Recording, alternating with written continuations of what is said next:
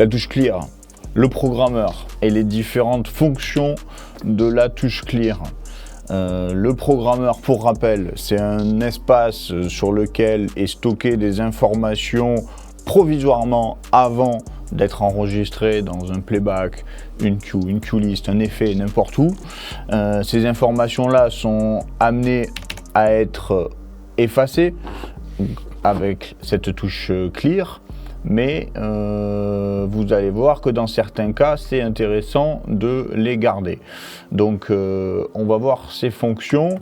Avolite, par défaut, dès qu'on appuie sur la touche clear, les informations restent frisées. Donc en fait, la philosophie, c'est de garder les dernières informations envoyées en backup, ce qui évite d'avoir un noir complet. Donc si on sélectionne des projecteurs, que je les allume, je leur mets une position, on va baisser un peu l'intensité, hop, et une couleur. Donc j'ai mis 3 informations, intensité, position et couleur. Si j'appuie sur la touche clear ici, qui s'est allumée en rouge parce qu'elle a des informations stockées dedans, si j'appuie sur la touche clear, tout s'enlève. Donc si je reprends les machines et que je les allume, on n'a pas tout perdu. Donc en fait, par défaut, le programmeur, la touche clear, va enlever les informations de dimmer, donc intensité, et des effets, s'il y avait des effets envoyés, style un circle, tout ça. Voilà, si rapidement on y jette un effet, hop, et que j'appuie sur la touche clear,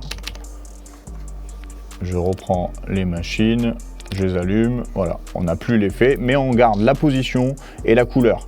Donc ce sont les attributs qui vont être frisés, position, couleur et tout ce qui est gobo, prisme, ainsi de suite. Si on appuie sur la touche clear, si on la laisse appuyer, dans le menu central, on peut avoir clear option, et on va regarder ensemble 2 options, celle-ci, freeze current value, et les actions de la touche clear, pour éviter d'y appuyer 30 fois pour rien. Par défaut, sur n'importe quel show Avolite, vous serez dans cette option-là, freeze current value. Donc ce sont ce qu'on vient de voir là, ce sont les informations frisées. C'est bien pratique pour éviter d'avoir de tout perdre en cas d'erreur. Ça peut l'être un peu moins sur de la programmation et ça peut induire en erreur. Donc je vous montre les 2 options. Voilà, si j'appuie sur Release to Playback Value, on va refaire la même. Donc, je vais faire un locate pour enlever les informations qui étaient stockées. J'ai appuyé tout simplement sur la touche locate ici. Donc là, on va refaire la même. Position, couleur. Et si je clear, on voit bien, voilà, les machines qui se remettent à leur position et la couleur qui s'est retirée. Donc là, toutes les informations qu'on va mettre, n'importe lesquelles, au moment où je clear, je les ai plus. Donc, chacun sa méthode de travail. Moi, je trouve que de retirer l'option freeze, c'est intéressant au moment de la programmation, au moment où vous êtes en train de programmer des tableaux, des effets, des queue lists, etc. Parce que sinon, on peut parfois se mélanger les pinceaux à une information qu'on voit, mais qui n'est pas dans le programmeur. Voilà, du style, je sélectionne les machines, je les allume. Voilà, super, je me dis le tableau, il est bien. Sauf que ici, j'ai aucune information de couleur et de gobo dans le programmeur. Donc si jamais j'enregistre en mode channel, qu'on met ça, on va mettre ça sur un playback ici, record. Là, on voit bien que on n'a aucune information qui a été prise en compte là, à part l'intensité. Donc si j'appuie sur locate et que je clear, il n'y a rien là-dedans. Il y a uniquement de l'intensité. Donc au moment de la programmation, c'est intéressant de retirer ce mode freeze pour être sûr que ce qu'on enregistre, c'est bien les informations qu'on voit là. Alors après, chacun ses préférences, hein. Il n'y a pas de mauvaise méthode.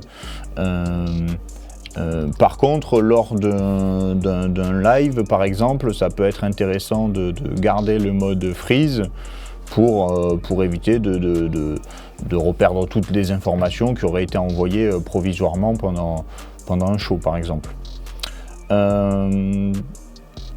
L'autre option, ce sont les actions du bouton. Donc par défaut, sélection avec programmeur. Donc quand j'appuie une fois sur le clear, ça m'enlève la sélection des projecteurs. On va le faire ensemble. Voilà. Tac, j'ai mis des informations. Et j'ai les projecteurs sélectionnés en un seul clic sur le bouton clear. Et j'ai perdu la programmation des projecteurs et le programmeur s'est vidé. La deuxième option, c'est sélection et ensuite programmeur. Selection then programmer. Donc ça, je pense que c'est l'option la plus pertinente, à mon sens. Voilà, c'est-à-dire que j'appuie une fois sur clear. J'ai retiré la sélection, ce qui va me permettre d'aller en rechercher d'autres ou différentes machines pour continuer à travailler le tableau. Tant que j'appuie qu'une seule fois, c'est uniquement la sélection.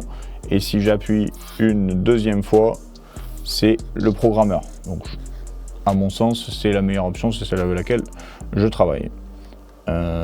Et en dernier, c'est le programmeur d'abord et la sélection ensuite. Voilà pour les différentes options du programmeur. Moi, je vous invite à bien travailler avec les deux options, que ce soit Freeze Current Value ou Release to Playback Value, donc de freezer les informations envoyées ou de tout enlever. En tout cas, ça sert à rien d'appuyer 10 fois sur le bouton clear, c'est maximum 2 fois. Une fois pour la sélection et une deuxième fois pour le programmeur si vous êtes sur l'option 2. Voilà.